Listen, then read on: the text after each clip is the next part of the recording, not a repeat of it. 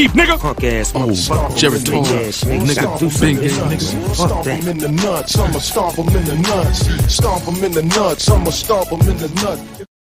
Rap beef, nigga. Punk Hello, humans, and welcome to Audio Face, wherever podcast about music, news, and culture that mostly matters. I am Sean, I am Dan, and I'm having too much fun with the soundboard.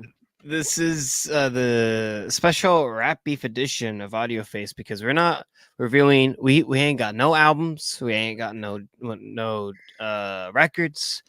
We ain't got no Push EPs. it back. We ain't got This no is mixtapes. push it back week on Audio. Because if you are dropping an album this week, push it back. Push No, it go listen to your back. album. It is Rap Beef. It is Kendrick Lamar versus Drake. K. Dot Kung Fu Kenny versus Drizzy. Toronto's Six very God. own. Sexy Red. What? Sexy Predator. Sexy Predator. Toronto Maple Leafs lost in Game 7 against the Bruins again. Drake. Toronto Love Raptors fan. I mean Golden State Warriors fan. I mean Los Angeles Lakers fan. I mean PDF file reader. I mean Drake. Covering up anyways, tattoos, cheering for the other team. Drake. Never forget. Turncoat Drake. Culture Vulture great Drake. Wife beater Kenny. You know, we out here. We out here. This is Pro Club Kenny. this is rough. This literally we're not reviewing anything, just Rap Beef. That's it. That's Okay, that. so, like, I want to be honest, all right? There's 3 things, maybe 4 things that need to be done on Audio Face this year that we haven't done. 1, upload some of the episodes from last year for the members content. Number 2, a fucking break. Number 3, music recommendations episode, because there's some music for the past a little bit of last year and this year that we've been missing. There are some folks who are claiming to have invented gay pop. So if you thought St. Vincent made people mad and St. Sophie lovers mad, oh boy, there's stuff you're missing there. But yeah, we're also missing. We're going to review Willow. We're going to review Dua Lipa. Willow being a rare case where I was going to break my no Nepo Babies rule on Audio Face. It's a fairly new rule, but I don't think I'm going to be doing many Nepo Baby albums on here. But Willow is Willow Smith, right? Of the Smiths. You may have heard of them from the reverse beating your wife, I guess. It's reverse beating your wife. I don't even know what to call that one. That's just some fucked up rich people shit. That's all I know. Beating your fellow Illuminati member on behalf of your wife / Illuminati member / Eiffel Towerette. Anyways, Eiffel Towerette. Anyways. Oh god. We were going to review all of that stuff, but instead we clear had, the schedule. like, if you have an album dropping, just push it back. Okay, because honestly, not only did we have, oh my god, like 7 songs drop, 6 main songs drop of the main story arc of Kendrick versus Drake at this point. You had a couple notable parts of the sideshow here to mention, and we'll mention at least one thing. You had, these songs are very dense too, very revealing, especially on the Kendrick side, very lyrically challenging and musically challenging. I mean, we've seen from Drake, you've seen some of the best, most effortful rapping his ghostwriters have done over the past decade. And from Kendrick, you're seeing a man just host a clinic on pure, unrefined Vanta Black hatred. This is Dan from the internet. I've never seen a warpath like this in my entire life. I've never seen this much blatant hatred next to Benjamin Netanyahu for the Palestinians. Like I've never seen this much like blatant hatred for another person or another entity in my natural life. Nevertheless, we're here with Kendrick, and so we've been getting the best from all of them, especially from Kendrick. We've been getting a clinic and all of his different flows and all of his different styles. We've gotten banger Kendrick. We've gotten We Cry Together. This is a tough listen, Kendrick. Like We've got Auntie Diaries, Kendrick. Like we've got Making Fun of Auntie Diaries Drake. We've got a lot going on here. It's I don't know. And also there's the I like to be really good with my percentages here, but there's, considering when we're recording a little bit later than usual, this episode of Audio Face, there's a non-zero chance, in fact, purely 50-50 that Kendrick drops something while we're recording. So intermittently we're going to be checking here. Because if that happens, live. I will both love that as like a content creator, and I will both hate that as a person with a cold and a job. So without further ado, we are going to be talking about, for those who are just joining on the streams, this is a special stream, because also at the end of this, I want to make sure I talk about one of the major points here. I didn't put this in the rundown, but make sure I don't forget this. In fact, I'm going to like put this note here. Vince Staples was asked about by the mayor of Long Beach, literally the mayor of Long Beach. He was asked. Wait, that was him asking the question. The mayor of Long Beach just asking that? It wasn't him asking the question, but it was a panel that was hosted, like it was an event that was for the city of Long Beach that the Long Beach mayor, who's currently Rex Richardson, if I know correctly, he was hosting the panel, asking questions to Vince Staples, who was sitting there. So it was like a one-on-one Q&A type thing. So Rex had some questions, probably some of his, probably some that were prepared, and then there's some audience questions. So the audience question was naturally where it went to the beef. I think there's an interesting answer there. I'm going to try to pull that up later, because there isn't a big thing to say about this. Because like a lot of people, especially on the left, who are not into music, are not into following music all the time.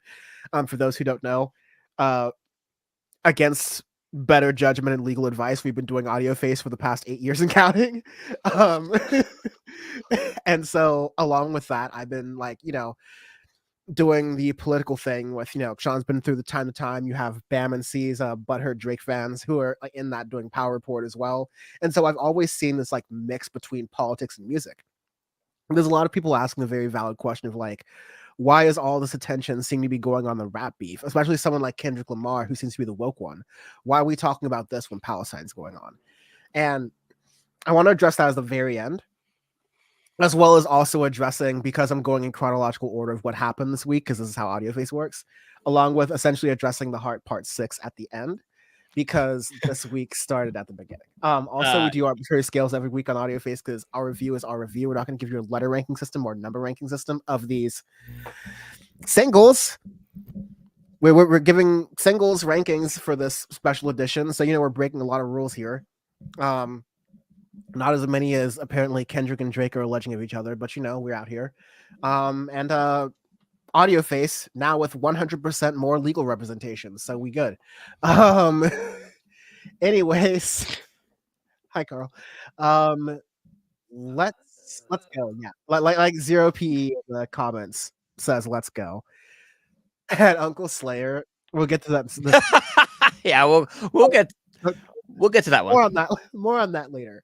I will just tease by saying the Heart Part 6 is Drake doing his best Sideshow Bob impression, where he's like the legitimately scary villain of the show who's self-defeating. Right? Like he's just stepping on rake after rake after rake. Like, yes, now he's made that Always Sunny thing true. Yeah, we're jumping the gun. Yeah, we'll get there. While I blow my nose on mute, hence the obligatory, you're going to be telling me I'm on mute many times during this episode. Can you give a preamble of like, so it began right. Well, like let's start with like the super abridged version of like that to where we are before we started this week. Right. So like if y'all haven't been listening to Audio Face, or you haven't caught our singles and other stuff and stories throughout the past couple of weeks, this whole beef started with a feature on a Metro Boomin and Future track called Like That, where Kendrick goes on the middle of it and basically says, fuck the big three, it's just big me, right? Like the big three being, Drake, J. Cole, and Kendrick. And Kendrick said, no, like it's just Big Me. And that started this whole rap beef. And then J. Cole He also released said this- nigga bum, and which kicked off the rap beef. Yeah, he also said to be bum. fair, it's not completely out of nowhere. There is, and as it was now kind of being revealed through this rap beef, Drake wanted to invite J. Cole and Kendrick onto a song on For All the Dogs where they would celebrate being like the big three sort of artists. And J. Cole is, happy-go-lucky, I love being friends, kumbaya, friendship and hugs to you and me type vibe, was like, yeah, cool, Drake, I'll do the song with you. And Kendrick was like, I hate you. Yeah. I remember he was conflicted. And so like he didn't do that. On that track, there's a big three reference, and it's all in, good fun of like, look, the big three is J. Cole, Kendrick, and Drake, and no particular order. There's just, two on the song and one that isn't. And so like that is one of the kickoff points. You also have some other points, and this isn't Drake's first rap beef. It isn't J. Cole's first rap beef. It's probably his last. And it isn't Kendrick's first rap beef. It's definitely not his first attempt at trying to get a rap beef with Drake going, but he's wanted to prove that he's like been the top artist for a while. So Like That comes out. It's a huge, like, successful, massive record. On its own, but also, Like That gets Kendrick Lamar, Future, and Metro Boomin to be number one on the rap charts and Billboard charts in general, which is really hard to do. Which is crazy. Really hard to do. Like, I think it only slightly got dethroned. No, it got totally dethroned by Taylor Swift, which, like, of course. But it's still very good to do at this point, where the other context is that this is the year 2024. And even though we're just coming out of the big, 50-year celebrations of hip hop and rap as a genre, the genre has never been more dead and on life support than ever before. If you want more information about that, make sure you're checking out youtube.com/audiofacepod for our previous episodes. Every year we do a state of music conversation. We just did our one for 2024 where we talk about all the big genres. So again, youtube.com/audiofacepod, or become a member at syndicate23.co for all of the content. So Like That comes out.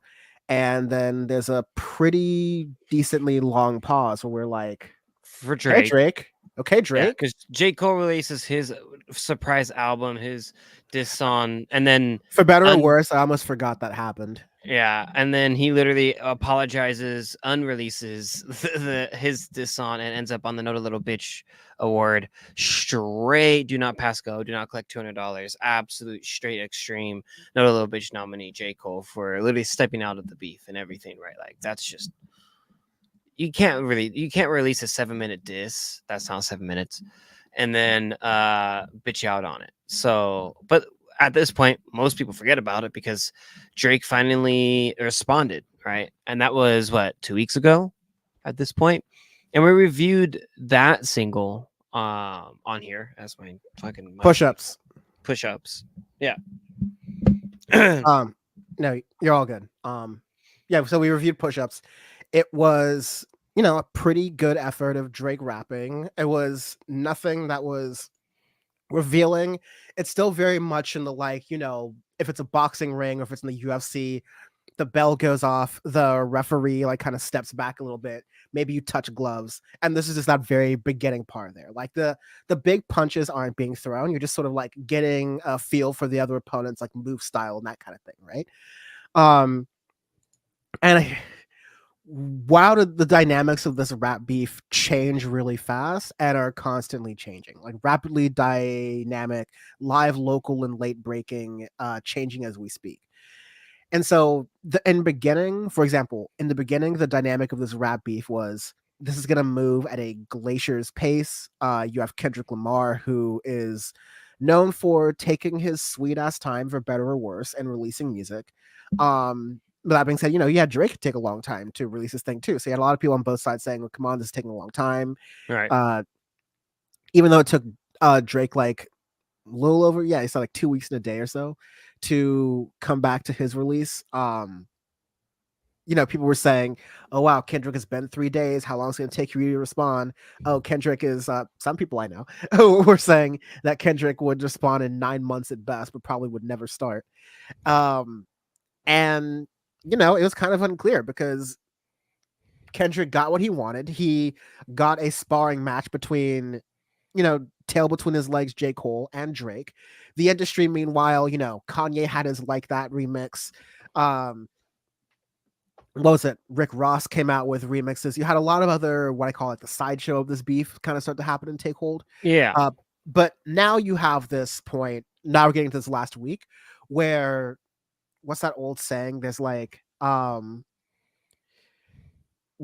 can be like weeks that feel like there's like weeks that feel like years, or like there's, I forget, but it's like, Yeah, I'm not I gonna get you. go through the quote. Basically, the idea is so much stuff happened in such a short amount of time. I guess it's best distilled in, wow, what a century last week was. Because yeah, when we were preparing the rundown, it's like, oh my god, there's like 7 songs here. And so Tuesday morning, like the classics, because back in the old days, new music came out on Tuesdays. Also, it goes to this thing that you see in the beef the whole time, which is that Drake cares very much about the response and how people are reacting to it and how people are perceiving him. And he cares about this all in his career, but he definitely cares about this during this beef. And that informs a lot of what's going on. Meanwhile, Kendrick is in his like Zen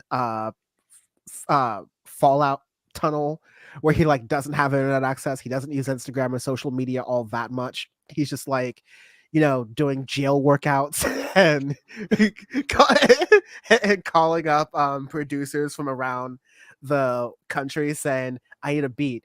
And he won't even send like the lyrics to it. He'll just like mumble over it and like do the intonation. So like the producer knows what's going on and he sends it back. And then like 45 seconds later, a song drops. Like, it's truly like monstrous stuff Kendrick's going on here. It's like there's a difference in tone here. And you get that through Euphoria, which is a 7-minute gauntlet of a song. What did you think of it? Yeah, so I mean, Euphoria is like, right, as a response, right? It's Kendrick kind of asserting himself really into the beef, right? Because the funny thing with me, with Like That, right? Like, it's a feature on a track that isn't even his. That kind of kicks this whole thing on off. an album that isn't his. Yeah, an album that isn't his.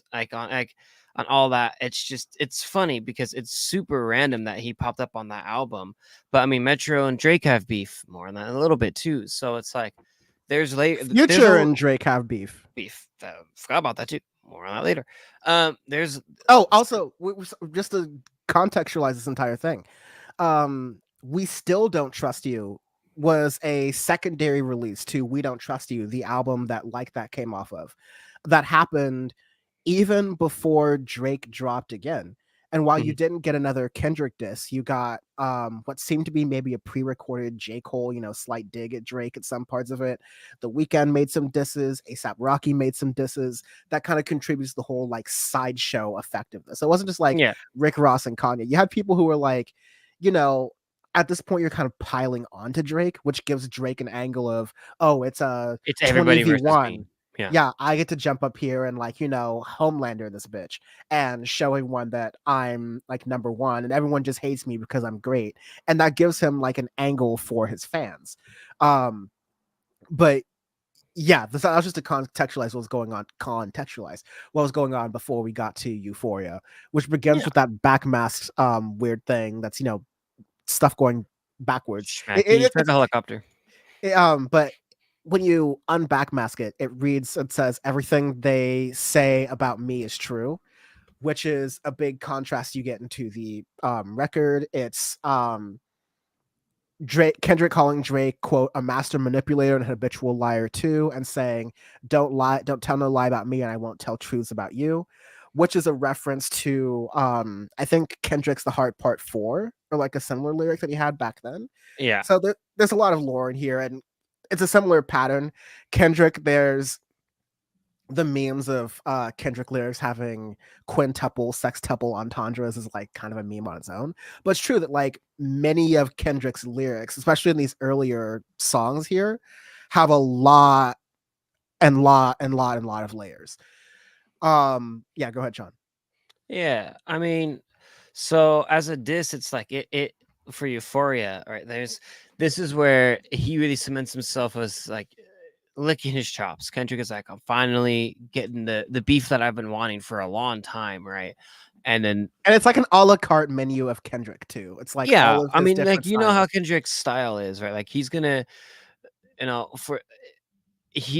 do some weird kind of intro type thing, and then the harder part's gonna like come in, and then you switch it up at the end part of it and everything too.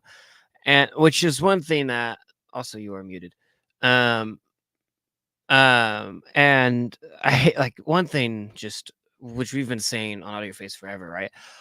And Kendrick and Drake both do this on a bunch of their diss songs. I hate when rappers keep making um 3 songs in one. Like I called out 21 on that. I called out Metro on that past couple years. And with these, like I hate when rappers go and they're like, okay, we're gonna make 3 songs into one, and it gets old very quick. So that part is annoying on all parts.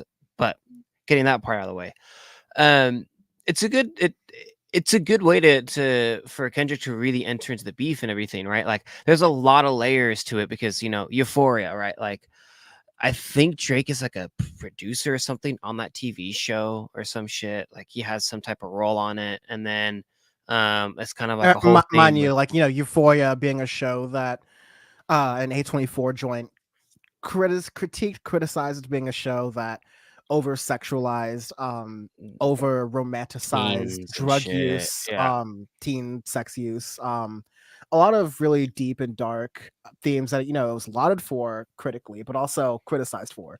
right. See also Drake and all of these themes of like, okay, inappropriate themes with minors, and then yeah, being connected. And, like these kind of roles in Hollywood are really like celebratory.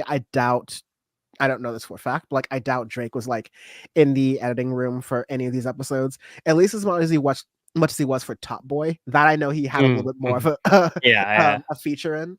But it's like the story of Reginald Hudlin of the Boondocks, who had an executive producer credit but stopped working on the show after the pilot that never aired for Fox, and then like got made fun of in later episodes with his name in the credits. It's like it's yeah. a welcome to life in the big city. These things happen because of someone signed a contract somewhere that said, however this project turns out, I get I this get credit credit. for it. Yeah, Yeah, like I get this credit, and then I get to put that on my resume for other future endeavors, right? So it's less so for Drake. When people like Drake or like Will I Am do these things, it's a little bit more of like a vanity project. But you're diversifying your wealth, for all of the bad stake bets that Drake is probably doing. Maybe he's getting some HBO money. Maybe it balances out. yeah. Right, but then you get to like the lyricism of this, right? Like this is a nearly 7-minute diss, and Jesus Christ, there's so And like you're much. saying, there's like a bunch of different flows in here too. So Yeah, like, and this is, yes, I have a bias towards Kendrick. I think we both do here on the podcast, and like maybe some of the viewers do. But with the Kendrick songs, especially the Drake songs, I listen to twice at least because I do that with every single song. And these are rapid fire accusations and disses and things like that. So it takes a little while to take it all in. But with every single one of these Kendrick disses, with the exception of one, I've had to listen to it multiple times over again to like really get the point and really understand everything that's going on there. Because again, like I was saying, these are really dense.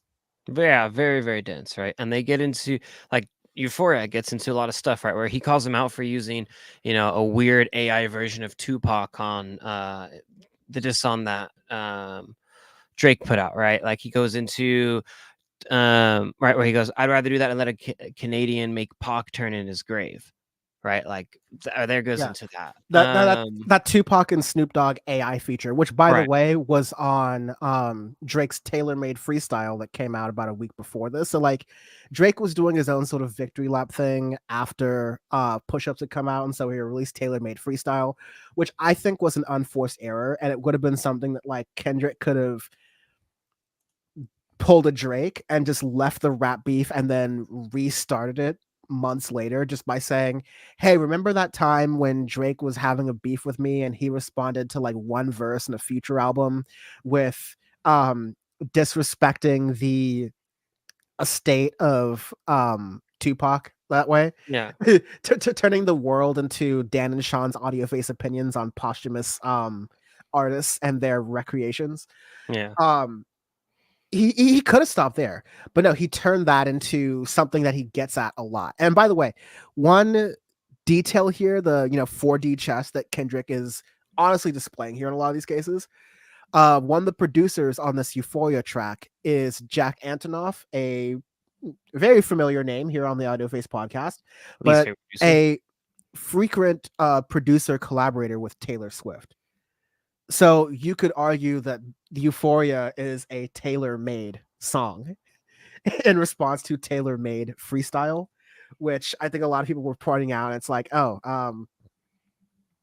again, Kendrick Lamar is the guy who's David Gogginsing it in the park at 3:30 a.m. in the morning doing jail workouts.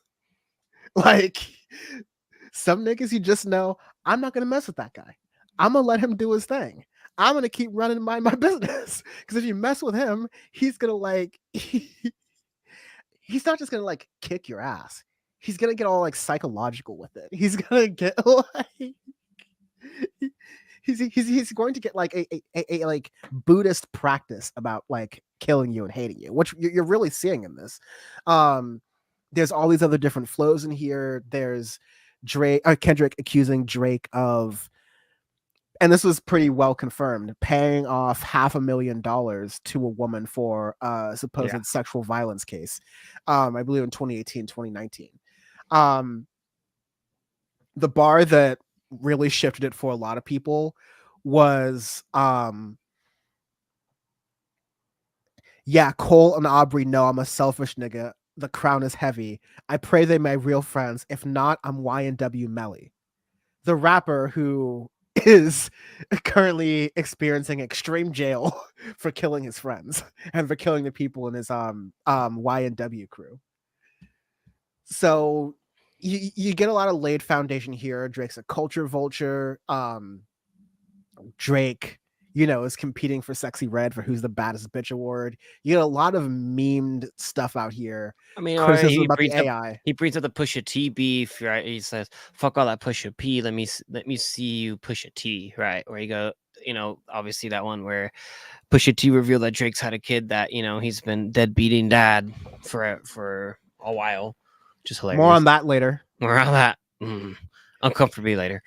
It mentions Nuho King, which is a restaurant in Toronto, which not only saw a spike in people going to it after Euphoria came out, but it's also a restaurant that long time ago, real Drake in real life, Aubrey Graham got robbed in, and like got his chain taken, chain snatched, tattoos burned, things of that nature. And so that was a diss there. And he doubles down on the Rick Ross line, or, the line of attack of saying Drake's not really black enough. And there's, I'm glad that Kendrick, this is the most important part of this rap beef as it is right now, is Kendrick making this point about Drake commodifying his blackness.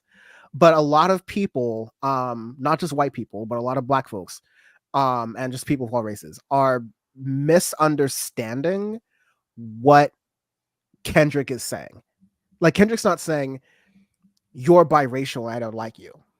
He's not saying, I got this issue with you and Bruno Mars, right? Like, it's that's neither here nor there, right? What he's saying is that Drake merely adopts his blackness and uses it during convenient time, just like he adopts his Jamaicanness, just like he adopts his patois. I mean, like he is Canadian, right? Like so, like that is his environment where he grew up in. But like he tries to say he's from Houston. More on this later. He tries to say like he's from Atlanta. He's the people he surrounds himself with, his crew. Ole made a great point that the famous meme of like Drake with his hair and with his nails painted, looking all the way Drake is looking, is actually a bad parody of Smino and the way that he looks. And when you combine, Smino and Sexy Red are both rappers from a similar region, it makes it, kind of project that part of what Drake is doing right now is appealing to like the Houston, Missouri, Louisiana style of rappers. And that's his next culture vulture thing, because the Jamaican accent has run its mileage, the British grime has run its mileage, the Toronto Zone 6 has run its mileage, the Atlanta has run its mileage. So again, you're getting at Drake as a culture vulture, and Kendrick being like, this is my main, this is the reason I'm mad at you kind of thing. Yeah, that and One then part of like me, the commodifying it, and then like the like and not giving back to it too. Yeah, and not giving back to it, and the thing too, right? It's like it goes back to Yasin Bey, most def, talking about the commercialization of Drake, right? Where he got asked if Drake is hip hop, and he goes, like basically saying no, right? Where you hear his music in Target, right? You hear it bumping along, and it's just this whitewashed version of hip hop where everything's fine and dandy because it's not real stuff from the streets, right? It's not real stories, real things that go on, that like the beautiful storytelling that goes on in hip hop and rap. And Kendrick is going into that part too, because he goes, hey, like you're not telling like thug and shit, right? Like the stuff that I've seen, the stuff that, right, like I grew up in, and all these things coming from Compton, right? Like, and when he's speaking purely outside of his experience. Yeah, and it's commercialization of rap. That's what it is, right? And it's like, yeah, again, in the words of Yasin Bey, I love this new Drake. It gets me going. I'm in so many SKUs. So many SKUs. What happens when this all collapses, right? Like, and that's the point. Right? It's just Drake is the popular rapper, the pop artist, right? Like that's what I see him as, right? Like rap has become a popularized genre to the point where you have, it used to be okay, Beck would be in his own little corner doing his hillbilly spoken word kind of thing, and like that would be allowed. But you have major pop stars from your like 2010s era ones, like Justin Bieber, Kesha, Lady Gaga, etc., to your more modern Ariana Grande's, Dua Lipa's, etc., doing more spoken word. They're doing spoken word things, which is like, okay, that's a hop, skip, and a jump away from rap. These artists collaborate with rappers and are friends with rappers very often. So it's like rap is at that point, that 50-year mark, where on the one hand, it's beautiful that it can be integrated into pop music in that way. But on the other hand, when you have a genre that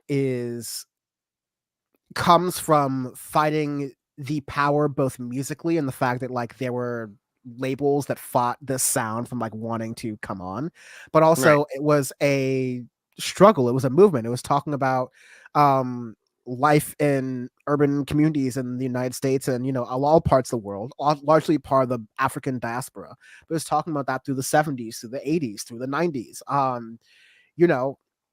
It was one thing for NWA to have the sort of, be woke and be aware songs, and also like the gang bang and popping songs, but then they combine both with the song F the Police, because it, is talking about them doing the hood shit, but it's also talking about police brutality, how the black cops are rougher, and like, and we hash the whole thing, right? The whole thing, right? But these are like the idea is that Drake does not make songs with that kind of depth. Drake still makes songs for the boy in high school who got rejected or dumped by their crush and is like, oh, I'll show you one day, I'm gonna hit the gym and all the girls are gonna love me. It's like Drake only makes music from that point of view, and Kendrick makes music from that point of view, but now he's also gone to the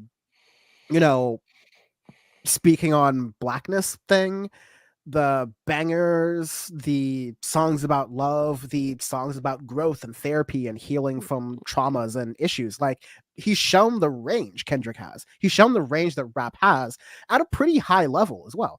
Drake, meanwhile, is a pop star. He's a singer first and foremost, and he doesn't give back and honor cultures the way that he should be. I'll use this one example because I think this is perfect. Remember when we we joke Damon Albarn has black friends. We would talk about Disclosure going to Africa for a lot of influences for Caracol and Energy, those records, right? Those were not examples of cultural appropriation because No, because you're having those artists come on, like African Exactly. artists come on in their native tongue, right? Like you're coming bringing on them on, you're putting them on, you're speaking, crediting them, you're yeah, putting, and like, you're and not it's hiding weird, them as like, ghostwriters. no, you're putting them on and showing their culture. Oh, wait. Pause 1 sec. You just went out for some reason, and you're still out.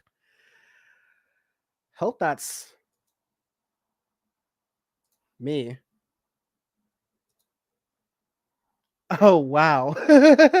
Yeah, Sean just went out. He had an issue with his computer. He'll be back in a moment. He's making a great point about the culture of the genre at the time. So I'm just writing that for myself. But what I guess some of what I was trying to say here as I'm waiting for Sean to get back on is that rap is a bigger tent. It's a bigger balloon. That's fine. You're getting really cool things in rap as a response.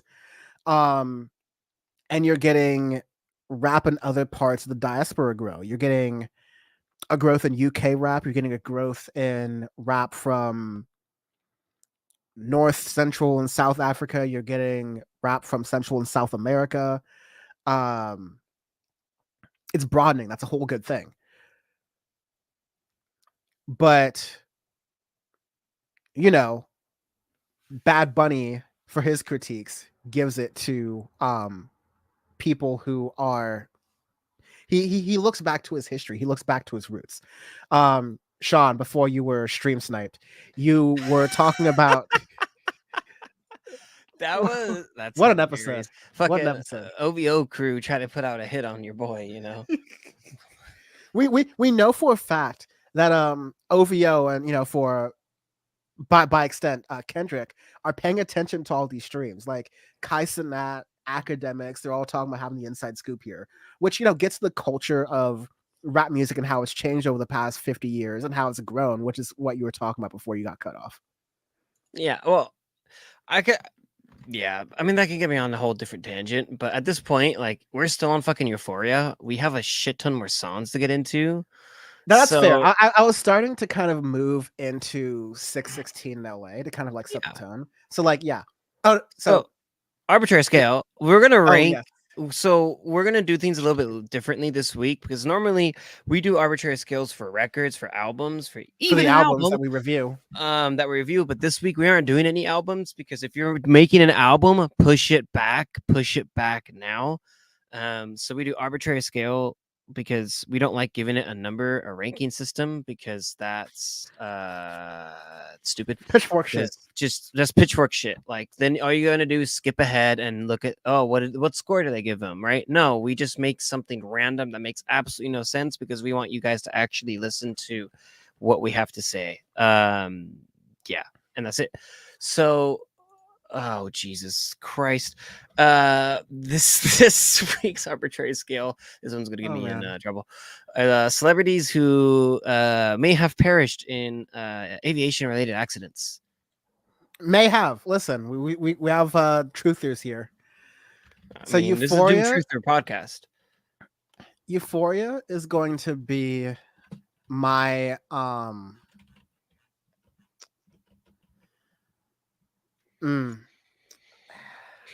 This right here is absolutely my Buddy Holiday. This is the day that music died. This is gonna be my Yo, how does there? Here you go. How are there so many of these? This is the Kennedy who died in the plane. I can't find which one because there are Several. multiple Kennedys. Yeah, it was John F. Kennedy Jr. Sorry, who died in a Piper. You know they make good stuff. Piper archers are fun to fly, to be fair, but Yeah. they might kill them Kennedys. What? Yeah, I want to read some comments here. I like that we're doing this live stream. Holy shit, that's a lot of comments. Yeah, and there's a lot of people in chat too. We got, I mean, nearly 200 watching live. So we are out here. Mostly just, chat about slowcore, which is, fine in here. 0P saying, Meet the Grams felt unsettling to me. We're getting there. Oh, just wait. Oh, just wait. I had the AI most. Good. No, the AI pack was blasphemous. I think that on that alone, Drake might have a problem visiting the West Coast. Yeah. More on that later. I can't believe you did that. To be fair, like that's just awful. Yeah. Let's we have some more comments. We will get into more comments here. Thank you. Keep commenting. Please support the stream. Watch like it if you're watching it on YouTube. Please. That makes it go up in the algorithm. So yeah, next we have Someone said 616. never mind. AI POC APAC. That's hilarious. More on that later. You see, they're not talking about that real connection, all right? They're not talking about the real connection. I want full flat earth on him. Dan starts the podcast saying, "Hey, listen, I'm sick. I have a headache every time I move my head. We're gonna make this really quick. It's gonna be like 11:35 on the West Coast. It really Kendrick is. and Drake will have dropped 2 more songs. I will be powered by nothing but caffeine and like pure like adrenaline. Okay, no, but next one. Yeah, during this time, we're in an interesting space where the time continuum has shifted, and now it's like, okay, Kendrick has released a response, and he released the response to Euphoria faster than Drake released his response to Like That. So now the clock turns back on Drake, and we're all looking, and one Friday happens, nothing from Drake. Another Friday happens, nothing from Drake. But in that morning, on Instagram, Kendrick Lamar, on a platform he doesn't use, drops some Mercedes Maybach gloves and a song that says 616 in LA. An obvious hit on Drake's, time code in location sort of series of songs. And so now we're at a point where Kendrick has come back to back with a diss, which by the way is a reference that Kendrick makes in Euphoria. So he calls a shot because he says, try to cease and desist on the Like That record. Ho, what? You ain't like that record. Back to back, I like that record. I'm gonna get back to that for the record. So in that he I know we're talking about Euphoria here, but it's not so much of the layers. He accuses Drake and his team of trying to get a cease and desist on Like That, which we found out through Metro confirming that they tried to get it off the radio, saying that they didn't have approval for the song, considering I think it's like Future and Drake who are technically on the same label. But Back to Back was the diss that Drake had against Meek Mill, and Kendrick's saying, "Oh, Back to Back." Kendrick's saying, "Oh, Back to Back, I like that record. I'm gonna get back to that for the record." Kendrick's doing the old audio face. More on that later. Because he comes back 3 days. Because he comes back like not 3 days later. Like he comes back to be the first to respond. He responds to his own song in Drake's silence with 616 in LA. Going, really, bitch? Nothing, bitch. Really? So yeah, when that came out, what were you thinking? It was just funny because like when he dropped 616 in LA, I'm like, as a Kendrick fan, I'm happy because I'm getting more Kendrick Lamar. This is hilarious, and I'm like, oh shit, he really mad. was like, he's about this. He's been waiting. Kendrick was like, put me in, coach. I want to. He's been waiting. He's been waiting, sitting there, 3 a.m. in a park on Crenshaw, just fucking pull-ups, push-ups, push-ups. Like that's Pull-ups, it. Just wait. Pull-ups, push-ups, Just waiting. sit-ups. And I mean, there's a lot of there's 616 LA has a lot of layers naturally to it. I mean, the Maybach glove is looks like OJ glove, and then 616 was wasn't that his alleged victims, and fuck what's there's a lot of layers to it. So Yeah, 616, aka June 16th, is Father's Day. Ooh. more on that later. Yeah. 616, like there's so many layers to it. I think that someone was pointing out that with the glove being posted there, it's a Maybach glove, so it has nothing to do with OJ Simpson necessarily. But they're also pointing out that June 16th was the day that OJ Simpson's ex-wife was buried. There you go. That's what it was. But there were like a whole bunch of double meanings supposed within 616. It was posted at 6:16 a.m. in LA. And sorry, this was the one. 616 in LA was produced by Jack Antonoff. Euphoria was not. June 16th was also the date of Kendrick's first concert in Toronto. And it was the birthday of Tupac. Lots of layers to the shit. Layers to the shit. Like, it's a lot. It's a lot. And that's the part where you start to get another major part of this, which is there a leak in OVO? Yeah, So, like, that's the main theme from the song, right? It goes, have you ever thought that OVO was working for me? Right? Like, yeah.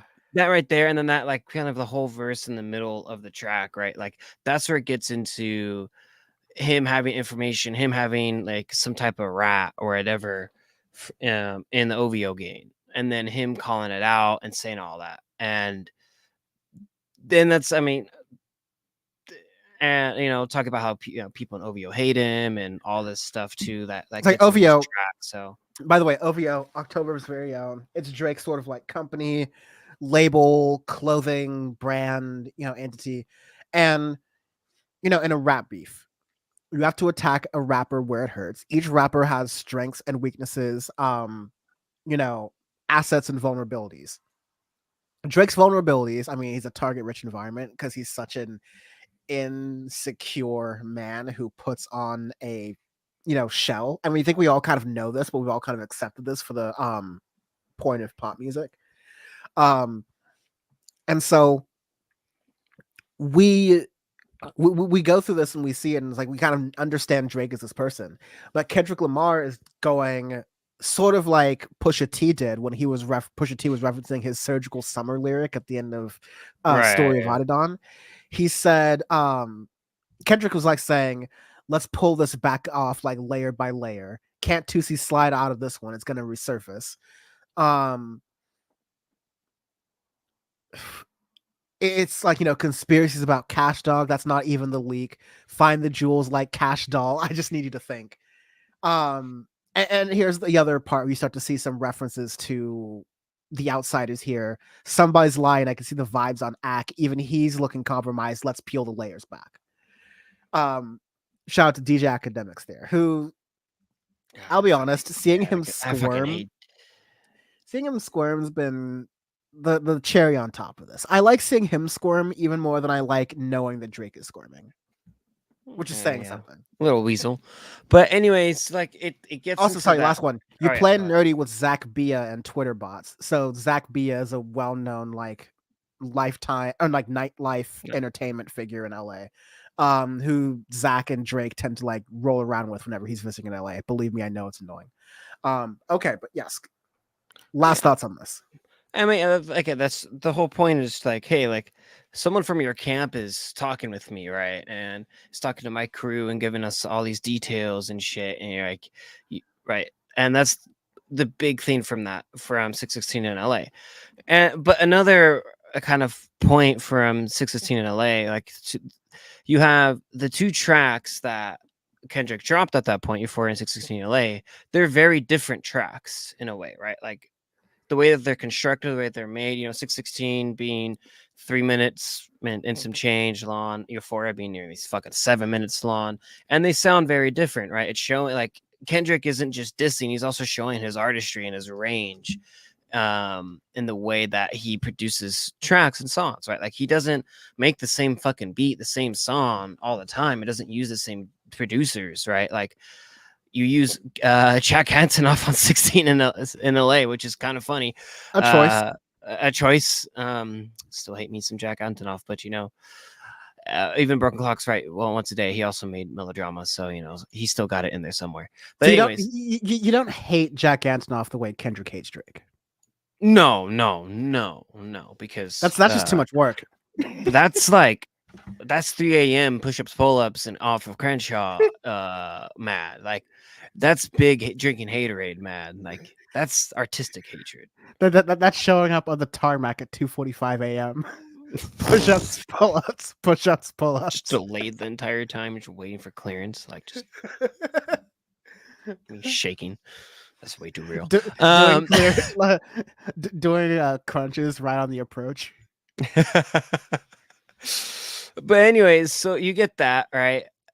Arbitrary scale. Yes, arbitrary scale. This one is going to be my Richie Valens. Richie Valens. That's a good one. We're doing celebrities, musicians who have died. Maybe have unalived in a plane or a helicopter accident. This is definitely my Glenn Miller. This is my Glenn Miller. All right. Let me read a few more comments because there are a lot of comments in here. Anti-Corporate says, by the way, I'm in San Bernardino, so hi. Good. You're getting some miles, dude. I think earlier this morning you were like in Texas or something. So San good Bern? on you. Yeah. It's a fun little flight I like to do. Oh, yeah. Yeah. Zero PE saying rap music is fully co-opted by capitalism at this point. Oh, yeah. Absolutely. I mean, we would kind of hit that point. You check out our MF Doom episode, but like we had kind of hit that point in the mid 90s pretty easily. And there are already rappers kind of talking about that. And that's why you kind of got the birth and growth of underground hip hop at that time in the early to mid 90s because with the commercialization. Yeah. Hip hop was feeling commercialized. And there are people who like the fact that, like, much like punk music, we created this in response as a reaction to commercialized music. Yeah, when this music capitalism and all these things. Yeah. It's like when this music itself becomes commercialized. It's like when you have to use capitalist systems to preach socialism, something that like everyone who's like on these things thinks about all the time. At least the ones with souls. It's, you understand where you're playing in the game there. I love that AI pack thing very much. Zerp said someone pointed out that people should enjoy that Kenny's dropping so much music right now because they probably won't get anything after all this for a long time. Oh yes. That's very true. So yeah, you gotta wonder about that. Anyways, Drake finally responded with Family Matters. This was on May 4th, later in the day. So this was on Friday evening. No, this is May 3rd. Sorry. So 16 in LA had dropped in the morning. Family Matters drops in the evening by Drake. This is whole, it's released on YouTube. It's this whole rollout thing where they have the minivan from the deluxe version of Good Kid, Mad City's album cover, and they're putting that in a trash compactor. They're, like flipping the car, chop shop style. This is when you get Drake really, coming at it with his most serious bars. This is when he messages streamers saying, hey, I know you're talking about this, Kendrick song you've been talking about all night. And it's, it's been a good week for rap music. You got your new music just came out this Friday. Hold on. Because Drake's about to drop a banger. At least that's what he was saying. And so I'll be honest here. Again, all cards on the table. I don't like Drake. He's coming correct to this rap beef. He's got his finest ghostwriters on this. and he's doing it with an effort and an intention that I haven't seen him do from like even his own music in a very long time consistently, which is an indictment of his own music. But I mean, it is to say that like he's really trying pretty hard on here.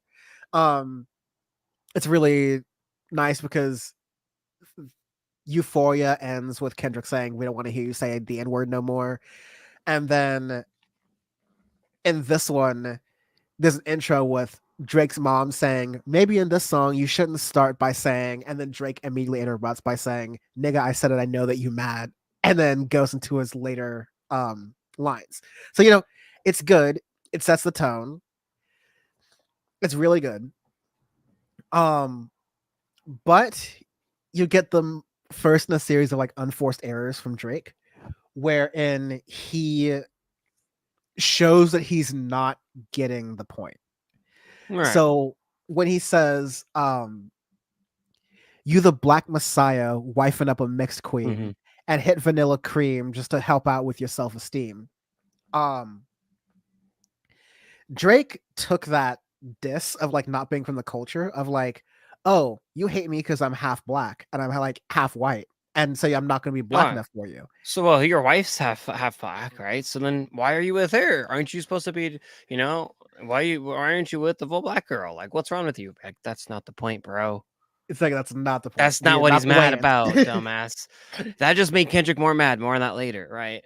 And like, he goes on like with all of that where he says, right, like Whitney having a baby with her bodyguard and stuff like that, like getting really personal. Well, it's and assuming all Kendrick that. Lamar. It's assuming Kendrick Lamar's baby mama is that one of their kids. The real dad is Dave Free, who is one of Kendrick Lamar's like childhood friends, creative producers, has helped direct many of the most well-known Kendrick Lamar videos from Humble to Element. Right. He's really like the Ace Boone Coon, so to speak. Like he's the guy who's like by Kendrick's side. And so this accusation that his best friend slept with his wife. So the accusation that his best friend Gavin Newsom, Kendrick, is, pretty intense. And the he I will say it's a bad idea. Again, unforced error for Drake to use as the chorus of this track to lift the Sexy Red line. When Kendrick had said, "Oh, Drake thinks he's Sexy Red because he's competing with the bad bitches," and Drake goes, "Oh yeah, I got a response for that. I'm gonna diss you," and then my chorus is gonna be, "Hey, let that shorty breathe. Shake that ass, bitch. Hands on your knees." Like literally copying the Sexy Red song. It's But like he twisted up by going, "Shake that ass for free," as in Dave Free, and then he extends the free line. Why am I focusing on that intonation? More on that later. Back to back. And so my thing with this song, right? Like when I got to it, I was like, okay, Drake's like, as you said earlier, like Drake's coming correct. He's actually rapping. You made Drake come out there and actually have to work on flow and rap and do all these things, but it's flat sounding because at one point in the middle, I'm just like, is he done yet? I'm like, Jesus Christ, it's the same flow for like a minute like a couple minute stretch where I'm like, all right, like I've heard this Drake style before, right?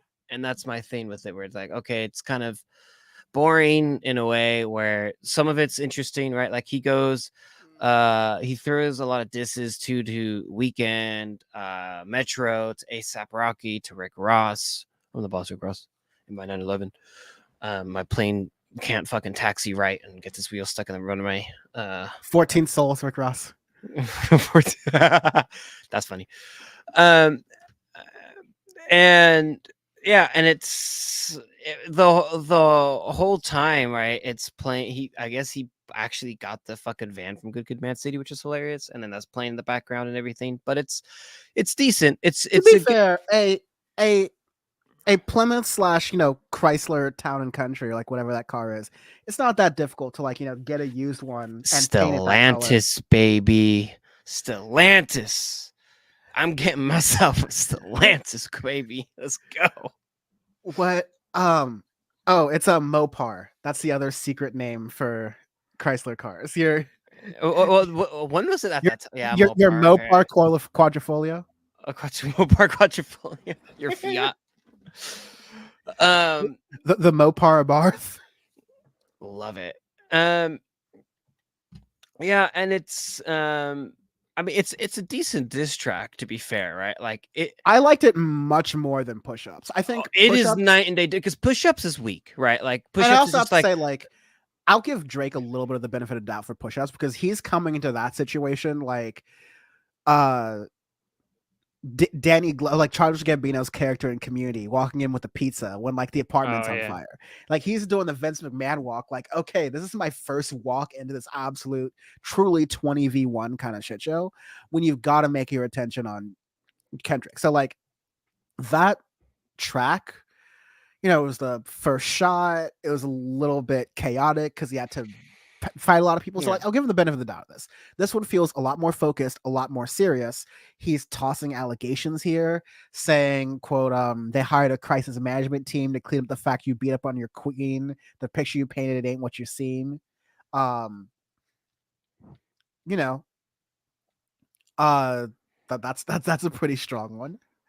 Accusing him of like, oh, he's still living his bachelor lifestyle even though he's trying to get married. So maybe like the problems from Mr. Morale might not be over. So maybe he's like, you know, being unfaithful to his wife, which interesting accusation Interesting coming from for Drake. you to mention that, Drake, because more on that later. Drake, did you and Kendrick use the same guy who cleans up your marital situation? Same crisis therapist or whatever. That'd be Yes. hilarious. Yeah, same crisis management agency.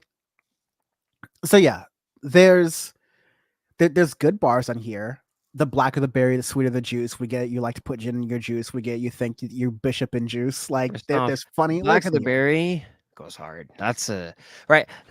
Drake ain't ever making a blacker of the berry. Like he's never making that track ever. The best lyric he's got is, "You're right about fuck the big three. It's only Big D and there's video proof."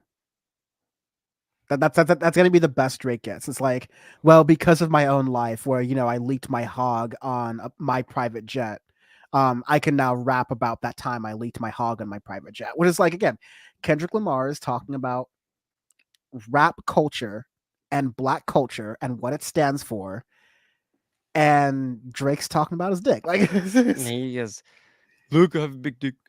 But Kendrick Lamar is like doing Shaolin warrior shit, and Drake is like at the LA Fitness hooping. Drake is breaking his ankle, getting off a stretcher at the fucking LA Fitness. Yeah, it's just a mismatched tone here. Yeah, and okay. Well, we got arbitrary scale, That's right. blah blah blah. Celebrities who may or may not have perished in plane accidents. This is my Howard Hughes, and I can't explain why until we talk about the next song. I mean, Howard Hughes should have died in a plane crash, but somehow he lived in a plane crash. He killed someone in a plane crash, though. So I That's guess why that we counts. said. That's why we. I'm not kidding. I'm gonna do the old Bam.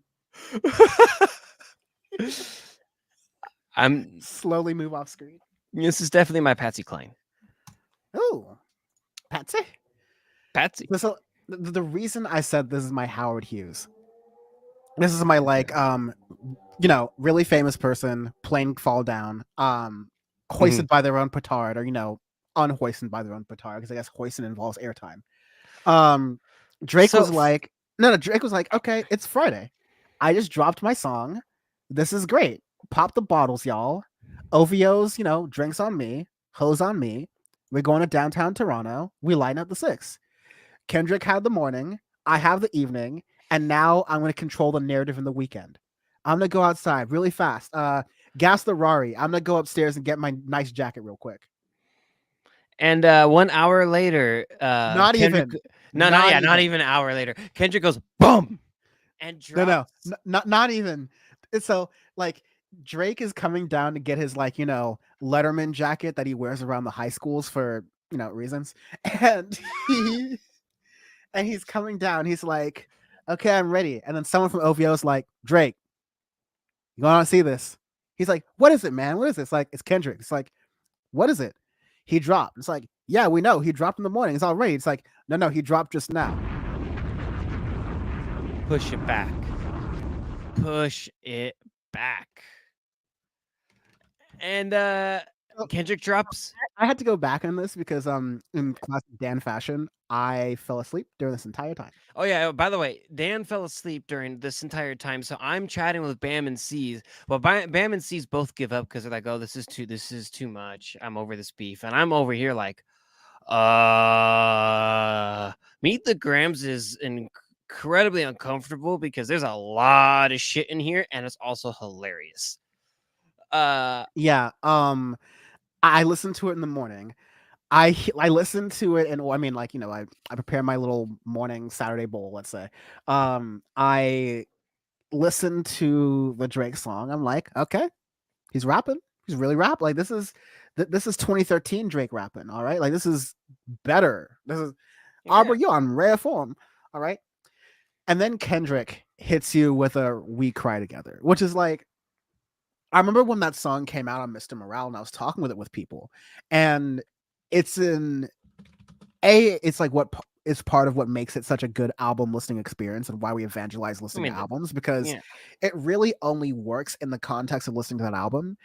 I imagine this is not a song that a lot of people who are living happy and healthy lives are just going to on a whim to play, like, oh, let me listen to "We Cry Together" on repeat.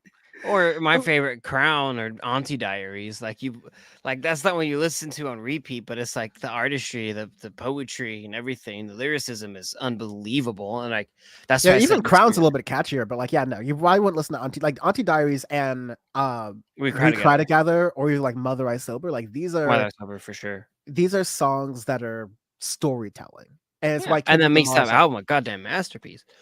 That's why he's known as like a really good storyteller as well as a good rapper and artist. Whereas Drake is, you know, he's talented.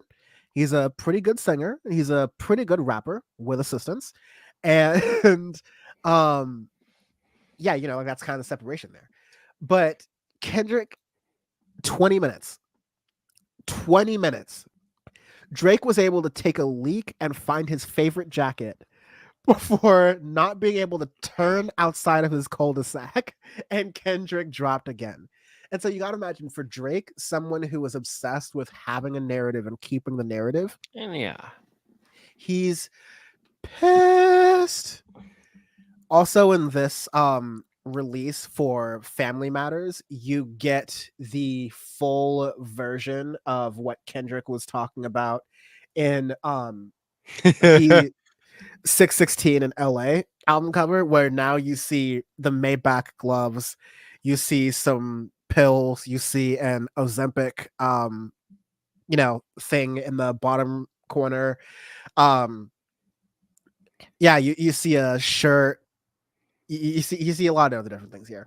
Go ahead.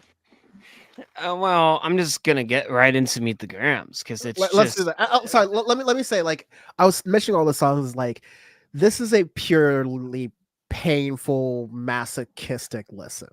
This is Kendrick not really rapping so much as he's like angrily talking, like a Batman villain who was like left in the corner of Arkham Asylum because everyone else is like, nah, he's too crazy. Like, he's actually gonna get us killed. We can handle Batman ourselves, so the rest of the like Arkham Asylum gang can like run over here, but we're leaving Kendrick back there. Like, Kendrick's a loose cannon. Like, that's what happened. Yeah, and like, I mean, Kendrick's in the corner just like mumbling, going like, you know, dear Adonis, I'm sorry that man is your father. And it's eerie. But I mean, that's the point of it, right? Because he just goes, all right, like, Kendrick took that shit personal, where he goes, oh, you're coming after my family, I'm about to ruin your life. Like, here you go. It's the biggest distillation of MF Doom's thesis of wanting to be the super villain of the rap genre. It's like Kendrick. This is Kendrick going into the Avatar state. Like, and I mean, so you have to give a big props to The Alchemist too for dropping the eerie beat and everything and producing it, right? getting the exact idea that Kendrick wanted to make with this, and you get that feeling, that unsettling feeling through it, right? And it's an homage to his fucked up life, pretty much, right? Like he goes over talk about being a deadbeat dad, like he's apologizing to his son at the very beginning, right? It goes, "Dear Adness, I'm sorry that I managed your father, but let me be honest. It takes a man to be a man. Your dad is not responsive." Like that's the I opening look of it, at him and wish your grandpa would have wore a condom. I'm sorry that you got to grow up and stand behind him. And it's just like there's so much that's in here that's like unsettling and everything, and he's just keeping it real. Like it's all right. So right, like I had Vanessa, the missus. She wanted to get the whole rap beef, right? But she gets to meet the Grams part of the beef, and Vanessa just goes, oh, like Vanessa literally goes, "Holy fuck!" Like she's just, I see her the corner of my eye because I'm driving, and she's just like, It's like just literally, slowly get like unraveling everything. She's like, "Oh my god!" there are certain Curb Your Enthusiasm episodes, even though it's a critically acclaimed show, but there's certain episodes of that show that are just exhausting to watch. And like Yeah. that's the style of the show. It's like Larry David's doing a bit and it's really funny and there's gonna be good payoff at the end. But it's so exhausting to watch because you have to like think about all of the you have the anxiety of thinking what life is like after the events have folded. Yeah. Because like it's just a 6-minute onslaught of the most disrespectful in diss rap, like period. Like this makes the story of Adidon seem like a pap smear. This is this is a full on like rectal exam of a rap diss.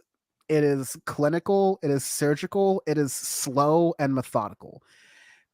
It's like again, dear Sandra, dear Drake's mom, your son has some habits. I hope you don't undermine them, especially with all the girls that's hurt inside this climate. You're a woman, so I know how it feels to be in alignment. Um, and then it's like saying, Sandra, sit down. What I'm about to say is heavy. Your son's a sick man with sick thoughts, and I think niggas like him should die. Him and Weinstein should get fucked up in the cell for the rest of their life. Jesus Christ. Sean, as someone who has previously been in the position of speaking about how someone's mother should have raised them better, how disrespectful do you think of a diss that this is? That's like, that's like, man, when I heard that part the first time, I went, "Oh my god!" Like, why are Bam and C's like leaving the rap beef when you get this? Because this is the most disrespectful. Because they're thing Drake fans and they're like, this makes Pusha T look like the Ringling Brothers Barnum and Bailey fucking circus. Like it's just, it's so fucking disrespectful. It's unbelievable how bad it is, and like it just shows that. And the reason why he made this track, right, or like had all this too, but it's like Drake started going after his family and everything. He's like, "All right, I got nuclear bombs for if you go over my family. Boop, here you go." All right, and he goes to a different level. With the disc being ready, like hot and ready Little Caesars, 30 minutes or less of your money back delivered. Like Amazon Prime same day delivery. Hell yeah. He's saying, and what you references later on, he's saying like, "Oh no, we've got like 50 in the chamber." Like he's saying, "I got multiple in the chamber. I've gamed out your plan because you're so predictable," which is something Kendrick also says at some point in this. And he says, "Oh, I knew you would probably do this, so let me just load this one and fire it off." He's a bad man. Yeah, He's a and like, bad man. and he also goes into it's literally dropping that Drake has an alleged daughter and all of that too, and saying, "Hey, like you're a He deadbeat." got sex offenders on Hovio allowance.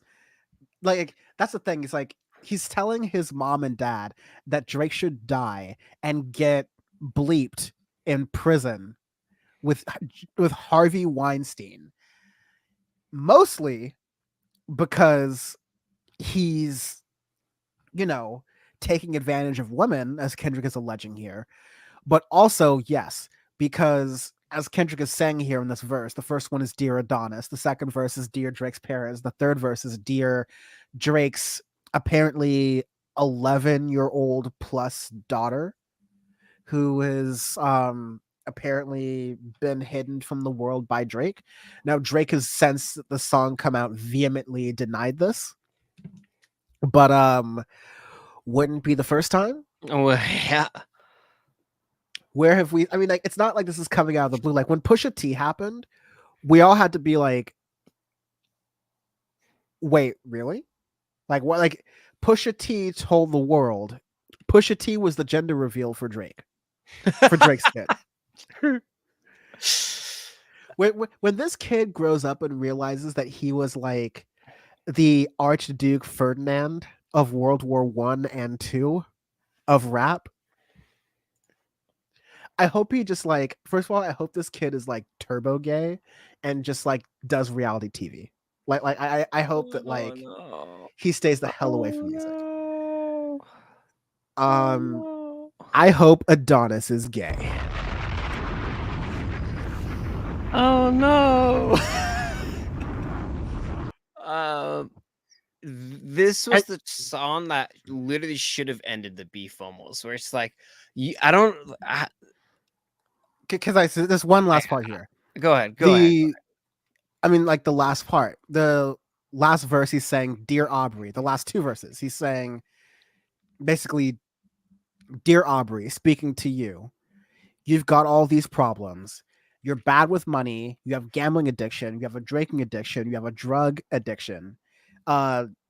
Therapy isn't enough for you. You need ayahuasca so you have a full death of your ego and a full restart of what's going on in your brain.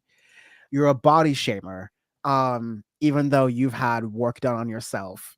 And then there's the new voice that's going to haunt anyone who fucks with Kendrick ever again. The lie with the vocal treatment done to echo on it every time he does it. When he says, you lied about your religious views, you lied about your surgery, you lied about your accent, your past tense is all perjury, you lied about your ghostwriters, you lied about your crew members. And like the lie is all like getting echoey and louder every time he does it. They all pussy, you lied on them. I know they all got you in them. You lied about your son, you lied about your daughter, you lied about them other kids that's out there hoping that you come. You lied about the only artist that can offer you some help. Fuck a rap battle. This a long life battle with yourself.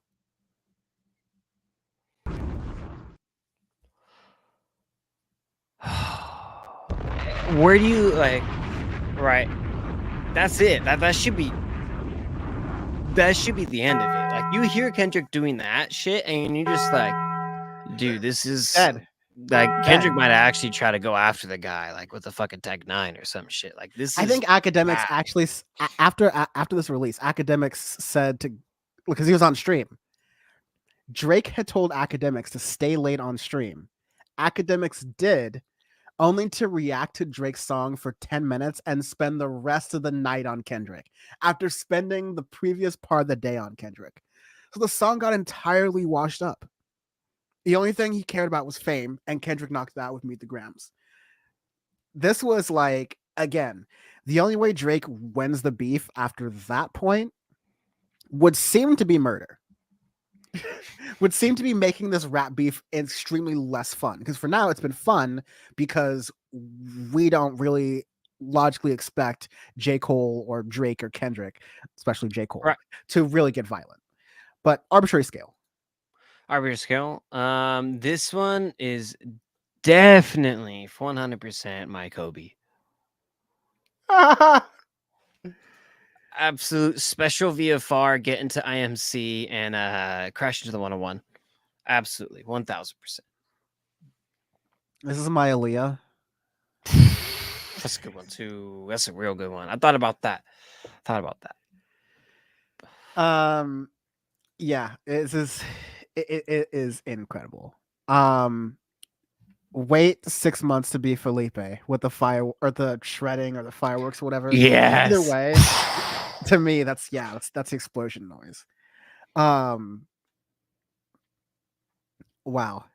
Wait, we got to meet the potentially psychotic side of Kenny. I mean, yeah, that's the thing is that like Kendrick is coming.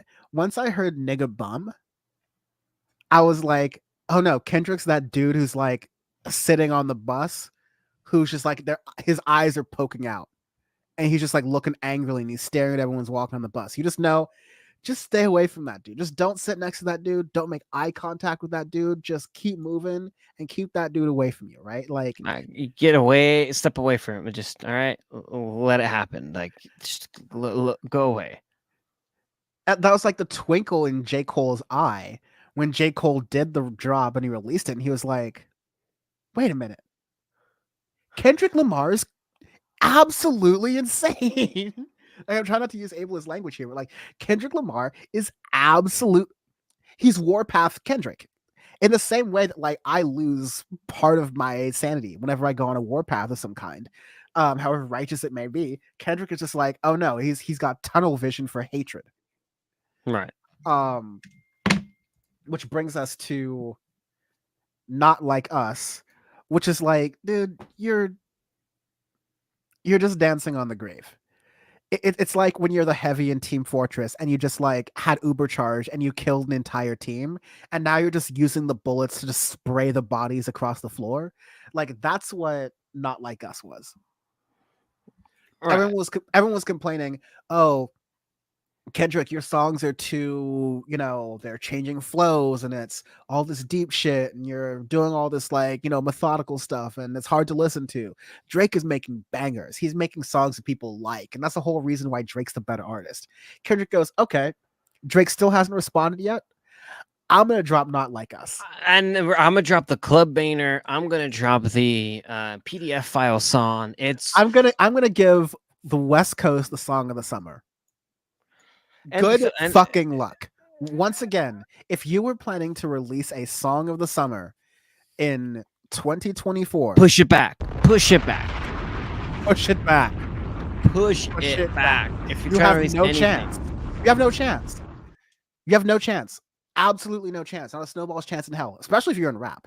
If you're in another genre, maybe. Drake? I don't think so. And like, right. And this goes to my point earlier, right? Where it's like Kendrick right now is really showing why it's fuck the big three. It's just big me. He has the crown, right? Like all of the diss songs that he's dropped are varying in tone, varying in sound and lyricism. It's not the same beat over and over again. They're very different. He gives you right introspection songs, him going Joker mode, and then the fucking club banger where Not Like Us is hilarious. It's just him straight up saying, you know what? No, fuck this shit. You know what? You're just straight PDF file. That's what you are. You are muted, sir. That's right. It's still Joker villain style. Yeah, but it's fun. Villainy, but this time it's like it's vaudeville villain. It's MF Doom in his most fun era, where he was running the game. He was like, yeah, let me get some like really dope, and this was Mustard on a beat. So you had a really fun track. You had something that banged. You had something that was eerie. But you had something that ultimately just like slaps. And yeah, it's bad enough when you make a diss record against someone. It's bad enough when you make your diss record a hit. And, me and, Ole, we felt the similar energy. When this track dropped, we were like, I wasn't planned to go out tonight, but I need to go out tonight because I need to hear this song in a club energy. I need to do some audio face investigates. I need to hear for the people what's going on. And it's Cinco de Mayo weekend, a holiday that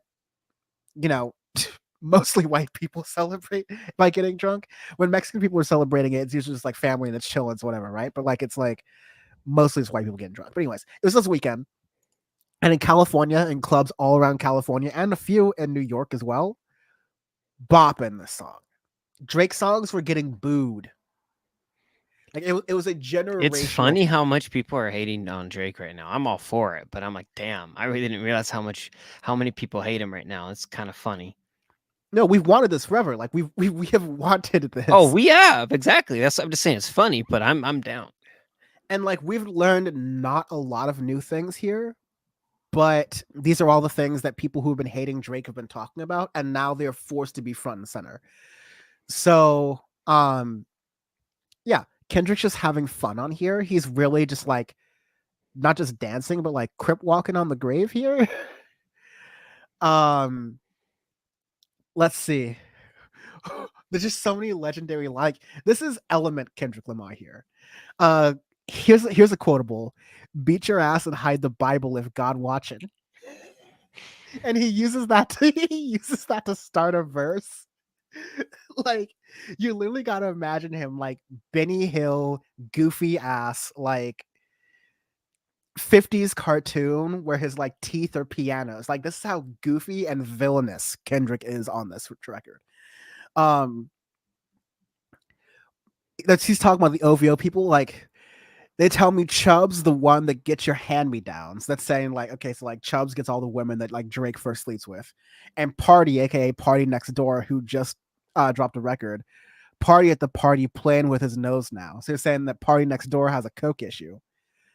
And Baca got a weird case. Why is he around? Baca on OVO, who apparently has a weird sex charge case. And in case you had any sort of like, I didn't understand what he was saying, Kendrick goes, "Certified lover boy, certified PDF file." It's great, man. Sorry, last one here, which is why like this song is the California anthem for this weekend and perhaps many weekends to come this summer. Verse 3. "You think the Bay gonna let you disrespect Pac, nigga? I think that Oakland show gonna be your last stop, nigga."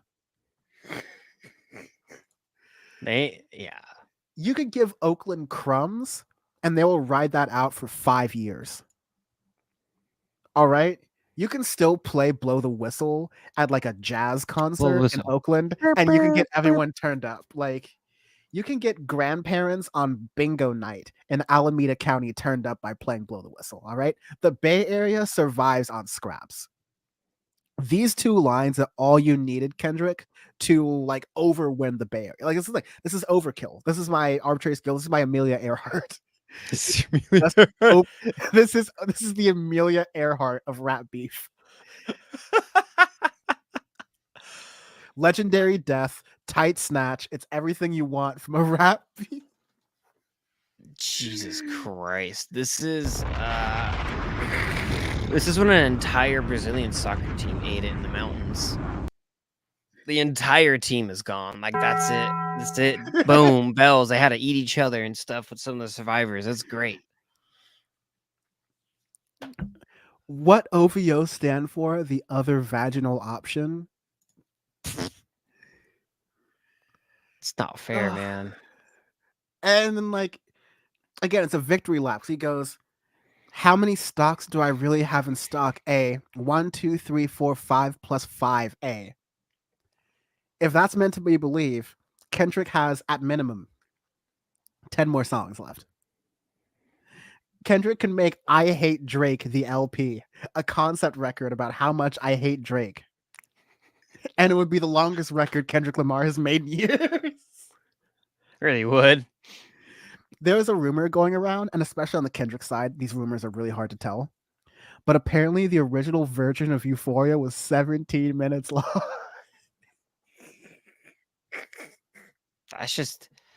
That's big hating, man. That's like, wow, it's great. He's doing push-ups at 1 a.m. in the park. I'm pushing the time back earlier just to indicate how unhinged this man is. Dude, it's so funny. It's just, yeah, unbelievable hate. Not regular push-ups too. He's doing the military push-ups. Them 1, 2, 3 ones. Them 1, 2, 3 ones. Oh my! And of course, like, sorry, I have to mention. This is going to be a quick podcast. You have to mention this part here because this goes into the whole part of the beef. Once upon a time, it was us all in chains. Basically, he goes in the story about how in Atlanta, it used to be a city where colonizers would come in and say, we're going to use the resources, we're going to use the capital of the city, and we're going to take it in our own way and build our own industry or our own factory, and we're not going to give it back.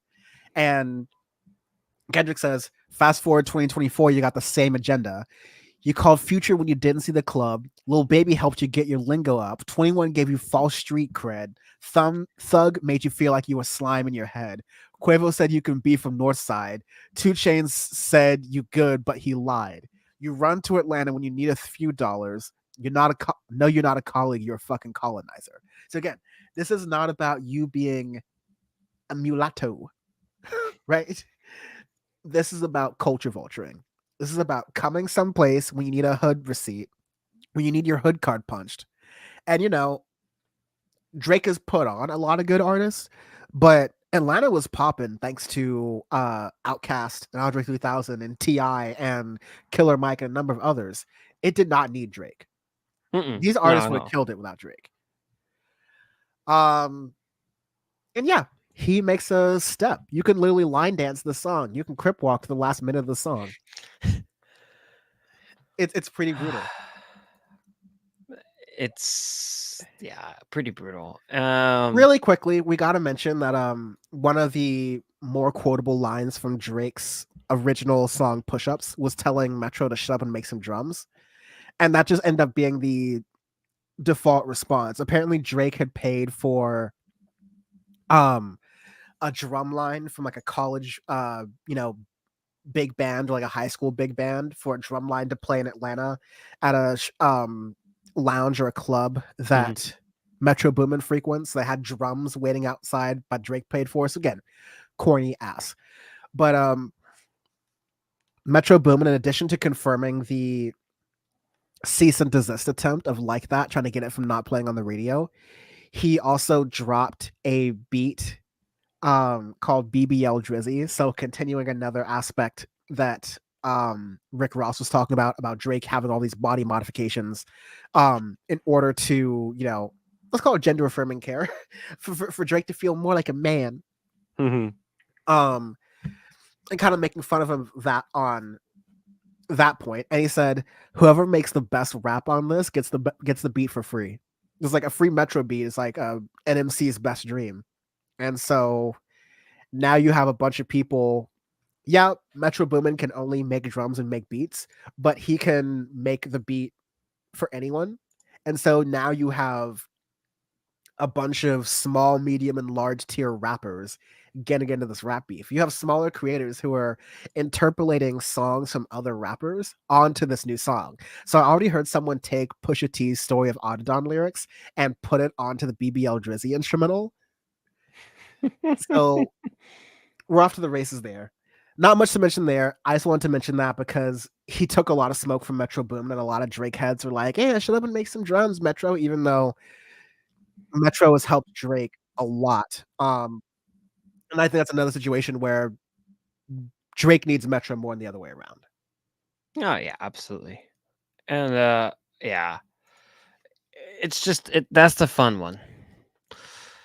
But we got surprise. Lastly, we got one more right before. Thank God I said this recorded 8 because by the way, I just looked. Nothing else has been released. Nothing else has been out. All right, so we're in the clear as of right now, 5th of May at 10:25 Pacific Standard Time.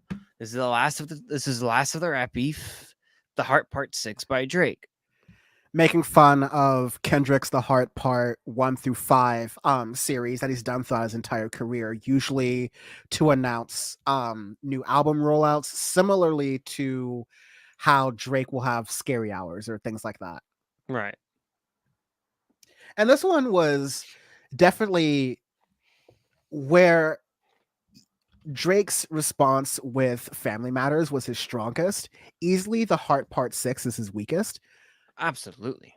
He's coming out trying to play Gaslighter Mind Games, which Kendrick Lamar called the shot on earlier songs, emphasizing the lie and calling him a liar. He's lied many times in public records, so that definitely doesn't help him as well.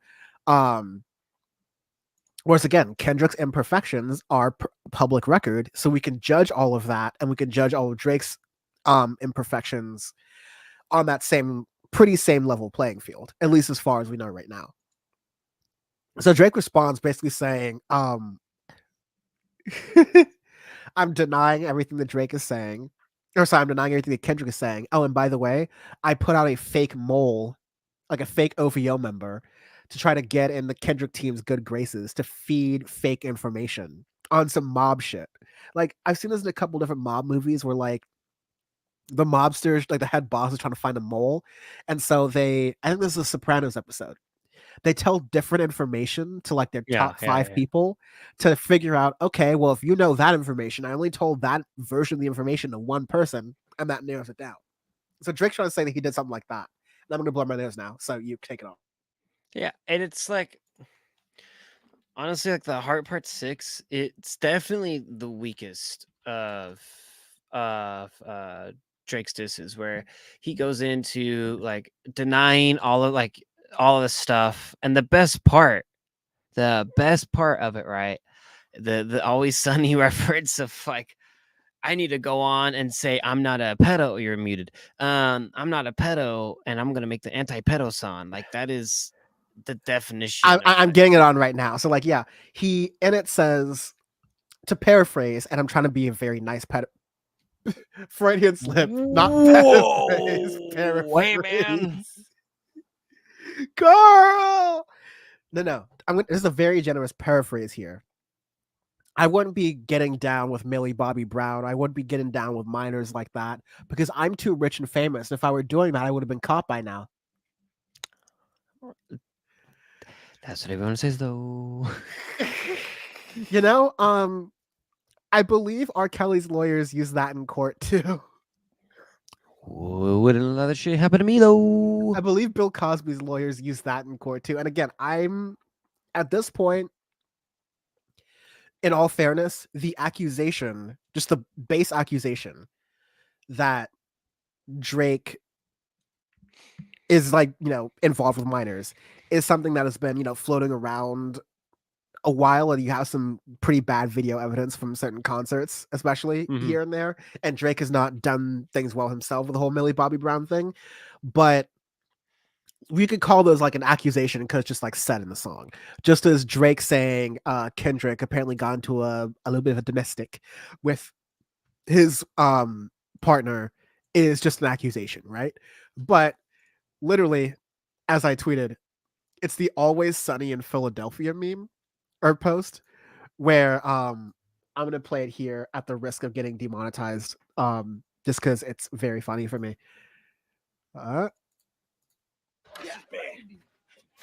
We gotta definitely write a song about how we do not diddle kids. Do not diddle kids. It's no good diddling kids. There is no quicker way for people to think that you are diddling kids than by writing a song about it. You gotta write a song. It's just I wouldn't do it with anybody younger than my daughter. No, and my wife, and my daughter, something like that. Don't write a song about that. Cloudy, I got a headache. Oh my god. The way that Always Sunny is becoming the new Simpsons, where it's predicting everything. Don't have sex with kids, not in the age of my daughter, more the age of my wife. Like, that's a total Drake thing. And also Frank having a headache. Me too, brother, me too.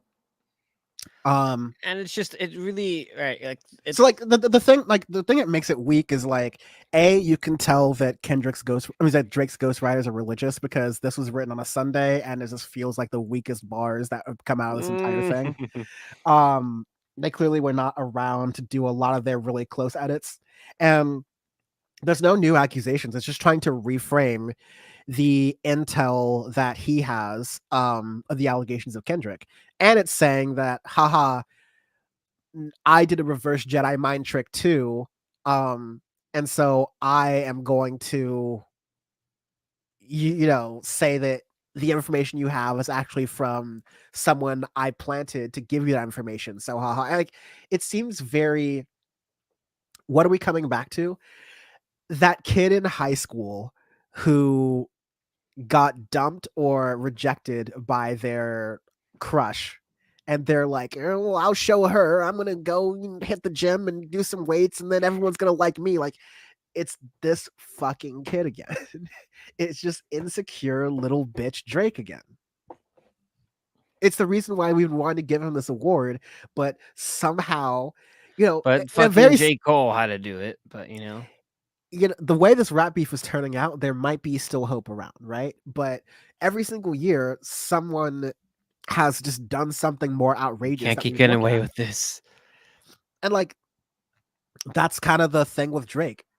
Kendrick's like, why does he keep getting away with this culture vulture kind of stuff? A lot of people were like, hey, why is he getting away with all of this alleged child abuse things? And to be fair and put the smoke on Kendrick, why is Kendrick all of a sudden trying to get on Drake about this abusing women, abusing children, over sexualizing kind of tip when Kendrick threatened to pull his music off of streaming services if they targeted R. Kelly and XXXTentacion's music? One of the earliest Audio Face episodes, episode like 50 or something, I called Kendrick Lamar a quote fucking coon for that decision.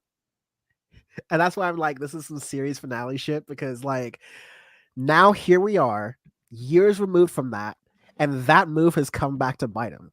Because Mr. Morale is trying to stand on some I'm for morality and morals and values in the music industry, the Audio Face gold standard, but he still has not really explained that situation. Back then he said, this is an attack on black men, and there are white men who have the same behavior and they're still on these streaming services. I don't see why we're being picked out. But again, that's one of those things where in this business you have to really think about your public actions and how you may or may not use them in the future and how they may or may not be used against you in the future. It's a very stressful thing. It's the hidden art to doing this in front of a camera, especially for a very long time. It's like knowing that skill and figuring out how to work around that. And it's something that like, we don't know. Kendrick just stays out of it, so that's good for him. Drake is really bad at it because every time he gets caught and he's not controlling the narrative, you see how badly the ship is being run. Right. Yeah, and that was a lot. It was a lot. I'm actually glad we aren't doing 2 album reviews after this. There's one more thing. 5 more minutes. But Vince Staples was asked, that's right. He's from Long Beach. We have some affiliation with the city of Long Beach. Sean and I, not an official affiliation, just where we grew up. And Vince Staples, Long Beach is in some relationship to Compton, so there's a Kendrick Lamar relationship here. This is a setting that is not supposed to be like totally music related. This is supposed to be about like city and growth and policies like that. But someone in the audience asks a question about the rap beef, and Vince Staples gives an interesting answer, because I think there's an interesting question here, which is like, why, especially as this beef kind of starts to wind down, people see all these like sideshow characters coming in. Right. It's not sure whether like, are there any more like surprises or big like whiz bang moments left? There's this big cloud looming over the genre as a whole. People are saying, okay, well, this has been a really nice, exciting distraction, but there's an ongoing genocide in Gaza. There's tragic stuff going on in Ukraine and the Congo, and rising tensions in the South China Sea, and political unrest in the United States, where reproductive rights are under attack, queer rights are under attack. Teaching Black history, the things like Kendrick Lamar did in that song, could be considered critical race theory or offensive to white people in certain states, and therefore banned or blocked. Right? Like it's real out here. Why are we caring about this rap beef? Is there an importance to this rap beef? Vince Staples gives an answer. I may or may not agree with it, actually. But I wanted to play it anyway. It's just I think it's a good kind of ender for this conversation. For a lot of the folks who stick through this or have stuck through this and have watched a lot of these leftist commentators talk about this all of a sudden, they're like, okay, why are you talking about this? Does this matter? Is this important? So here's Vince to color this a little bit. Hey, who you think winning between Drake and Kendrick? It's going up on social media. Don't trip. I got your back, bro. You don't want to know how I feel about that shit, bro. All right, look, get with me after. You really want to know how I feel about that shit? You feel? I want to know. Yeah. I think So I'm signed to Universal, right? Yeah. I've been signed to Universal since I was 17. I haven't got a back end. That means when you turn in an album, they give you payment. I haven't got a back end since 2017, 18. So I done been on the same record label for 13 years, so to say.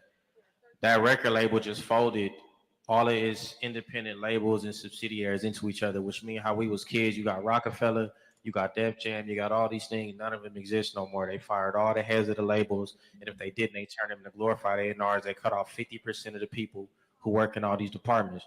Most of those people is us, people of color that come from hip hop and R&B and these other things, right? Then you got record labels opening up IPOs. You got record labels destroying their relationships with TikTok, Spotify, things that pay out artists because they want to start their own shit. So then we getting priced out of our contracts. We getting priced out of our imprints. There are no labels basically that are incentivized to sign black music, and it's happening in front of our eyes. And while Taylor Swift is fighting for people to be able to have streaming money, niggas is on the internet arguing with each other about some rap shit. So that's how I feel about it, honestly. Neighbors is on the Language, Vince. Language. Nah, I appreciate you keeping it real. So I think, personally, I think we better than that. I think we deserve better than that because we've been saying for decades that we want people to respect black music and black art and black people. And I think for that to happen, we got to respect ourselves. And they don't make it easy for us, but we got to try to work a little bit harder at that. Yeah. Yes, that's definitely a perspective that comes removed from this. Okay, well, rap beef, like, yes, it's petty, yes, it's dramatic, yes, it's the male version of like a Lifetime original movie or like a that's Vince Broadway Staples. movie, Yeah. Vince Long Staples Beach always City keeps it repping Vince Staples. He's always, Vince Staples always Snoop. keeps it real. Yeah. Yeah. Him and Snoop and Sean and I, all Long Beach, I'll keep it real. But the method behind this, where he's saying like, it'd be really great if Kendrick or Drake were using some of this energy to not make it about themselves, but to make it about the industry in general. And I think you can't do everything at once. Kendrick definitely is like centering Drake part of his beef, but I also think he's also made it clear that like Drake is a symptom of what he sees as wrong with hip hop and rap, and that he doesn't want another Drake to appear and coalesce in this industry ever again, really. He doesn't want it to be like that. And so I think that's a conversation you need to have. And, these things are flashpoints for conversation. We're recording this on a Sunday. This Monday, removing the likelihood that more responses start flying out here and there. But this next week, you're going to be flooded with think pieces this way, that way, and the other way about what this beef means or why you should care about it. And so to get out ahead of that, like on a music level, it's pure, clean, wholesome rap beef. Like, you know what? The playoffs are on. People are watching sports. People have their like TV and reality TV shows and game shows.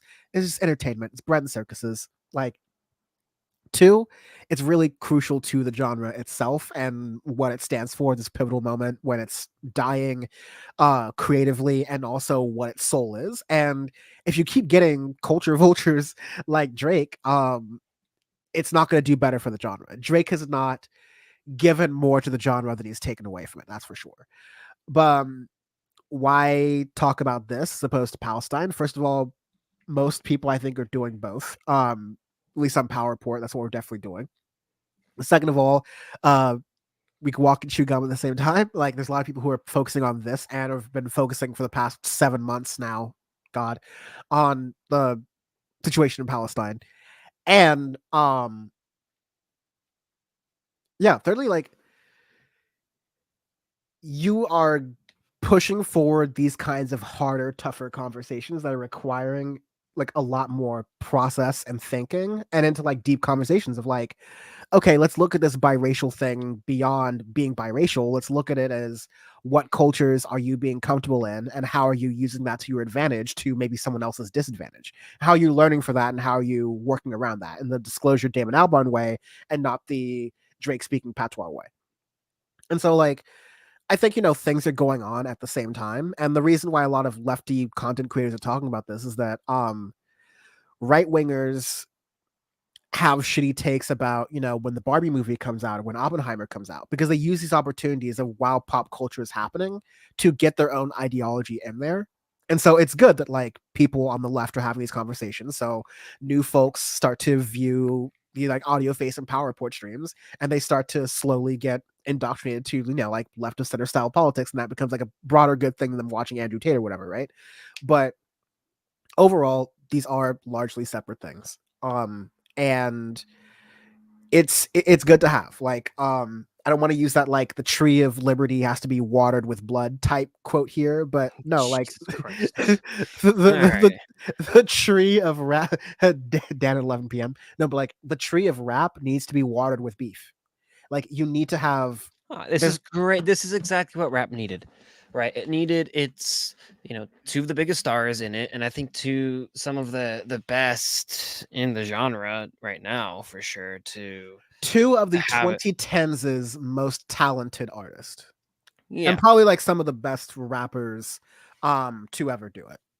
I think I feel and more like so for that them way. to do it right, of like it needs it right, where the genre is dead, the genre doesn't have anything going for it, and this is getting Drake to rap again, like really go out. It's making Kendrick drop more and stuff, and it's getting out to where it's showing the artistry of really Kendrick, and showing right like what they can do and everything. So it's really good for the genre in that regard. But It's making J. Cole catch up on his sleep. and it's making J. Cole still sit on the bench and, you know, fucking 20, like 10 points in 30 games. Yeah, but I mean, it's beef. We love it. We do have an answer to what happens when this all collapses, because I think it's all collapsing right now. Let me be clear. I don't expect to enjoy rap this thoroughly ever again for a number of different reasons. Not until Kendrick drops a new album. No, Like- I still like, I think because rap was like, it's more than just the music. Like rap, more than even a lot of other genres, I think for me was like the culture and what comes around it. And I think that's just like the people who introduced rap to me and what hip hop used to be in the 90s and the aughts, right? It's just not what it's not what it is. Yeah. Yeah, it isn't. And you know, the newer rappers, there are many that I like, but the generation is different. What appeals is different. I can appreciate a Sexy Red song in public, but I'm not going out to listen to that. So I just like don't get the appeal. There's a certain part of me of like I'm becoming an old head when it comes to rap. There's another part just like this is Drake 1 already, in the sense that this is already a pop genre, and that a lot of that stuff, like the No Names, the Tierra Wax, I'll still get to enjoy, but I'll be with the other old heads at the smaller shows. And Yeah, the like younger you'll old just heads be too. me and him, right? But like again, right? And the whole point of Audio Face, right? Like there's a lot more interesting music for us on Audio Face to review and to get excited about, right? Like, and that's our whole thing, our conversation that we had earlier about rap is dead, rap is dying, right? That, and we've gotten like these albums that are the same thing that we've been getting for 10 years, right? Like trap is overdue, like it was overdone, right? Even artists that we enjoy, like 21's last record, we're like, it's okay, but it's nothing like groundbreaking or anything, right? Like, but with other genres of music, we're getting a lot of really cool, interesting sounds. And I mean, change, right? I mean, you had Justice album last week, which I got into, of saying like they made two separate things, a live show and a record, and they said, look, this is what we want to do, and they try something fucking different, and that's the point. Rap is dying, and right, beef is what it needs. So it's good for the genre, but once this kind of dies down and boils over, it goes back to being on life support, as we've been saying the past couple years. And one last angle here, because some people are trying to give the women in rap some credence by saying, oh, you know what really started this feud was Megan Thee Stallion and Hiss, which is like, listen, listen. I think women are going to be taking the lead in rap in this time, and they're more interesting than the male side by far. Yeah, and when we say rap is dead, we don't mean like, oh, the genre's over, so like, you know, like, okay, women, do whatever you want to, it's the WNBA now. Like, no, we just mean that like every other genre we've said, like, you know, blank is dead. It's going to have to go through several years of, I mean, look at rock. Yeah, it's going to have to go through several years of reinvention and finding out what works and what doesn't, and what is a fad and who isn't, to really solidify what that genre starts to look like for a little bit longer. I mean, like, all of the prototypical rap artists, your NLE Choppas, your Lil Uzi Vert's, like Lil Yachty's. They're just making ostensibly less trappy music to the point where like it's not even rap. They're making these different pivots in all these other different places. So it's like, I'm glad they're doing it. You might get some interesting things from there, but it's just going in so many other different places. These women are going to take it over for sure. And, you know, I think the rap beef between Nicki Minaj and Megan Thee Stallion was illuminating. It was very helpful because I think there are some people who are still writing very hard with Nicki Minaj for whatever dumb Kanye West legacy style reason. And that helped to kind of shake him off a little bit. There's that saying in politics, there's no light without heat. And I think that is very much true in a rap genre more than any of them as well. Right. Yeah. It's good to, you know what? Maybe if Kanye West was dumb enough to get himself into a rap beef with some like larger artists and actually go like rap for rap and not go like Instagram post for Instagram post, like Kanye has been doing with like Kid Cudi and a bunch of other artists and celebrities like that. That one guy from SNL, his own wife. You know, like I think if Kanye had survived a rap beef, he would have been knocked down a couple pegs. I don't think he could have released, you know, Donda 1 and 2 and done all the STEM player shit. I mean, he could have for his diehard fans, but it wouldn't have worked as well. Like fewer people would have been with it. Yeah. And so, you know, there is I wasn't thinking this could be an outcome. I guess I'll leave it with you to be like what do you think might happen next year? Because I was going to think like, listen, Drake's pretty untouchable and Kendrick's demons are all pretty much out there. So it's only benefit for Kendrick, and even then it's only slight. And it's just going to be all about respect. Now, I don't know. The allegations, if Drake is right and Kendrick got false information, it's a big egg on your face moment, and it just looks really bad. If Kendrick's right, Drake and or many people in his orbit are going to jail. If that happens, then that's like there's literally like it's kind of an impasse. It's like either Kendrick Lamar is going to get sued like that lady who gossips on Cardi B, like the absolute dog shit is going to get sued out of Kendrick Lamar, and he's going to deserve it, or he's going to win another Pulitzer Prize for breaking down another like sex crime ring in the entertainment industry. There's really only two ways this goes, and there's going to be some musical flourishes here and there that'll be nice, but this is, you know, even this rap, we're like, you know, it's less about the beats, the melodies, which are nice, but it's more about how much public damage are you doing to the other person's career. Like, we're already very removed from the genre, so I'm enjoying it just for the carnal blood sport of it. I mean, all of my teams are knocked out of the playoffs now, so like these are my playoffs at this point. 6, baby. I'm just gonna break open some of the puck ice from the Vegas's winning game and use that as lube. Yeah. No. Go Knights, go with every pump. But like, oh Jesus! Unite the realm. Okay. So yeah, I think that this has just been it's been a great exhibition. That's what I think, honestly. I don't know where this is going to go from here. I think there are very few ways it can go from here, but it's very likely that both of these guys walk away from this somewhat, if not relatively, unscathed. But also likely that sometime this decade we get some documentaries about Drake's embassy mansion and what goes on there. I'm down.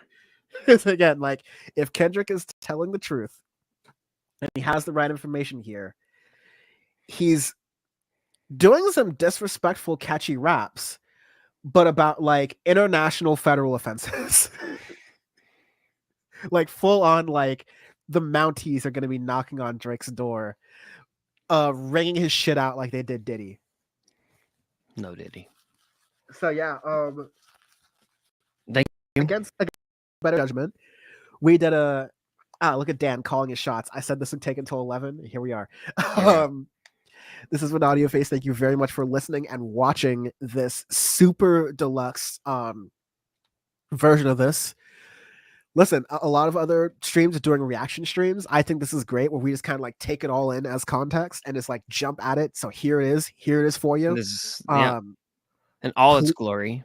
Yes, please check out youtube.com/audiofacepod. That's youtube.com/audiofacepod, audiofacepod, all one word. That is where we do the music review show.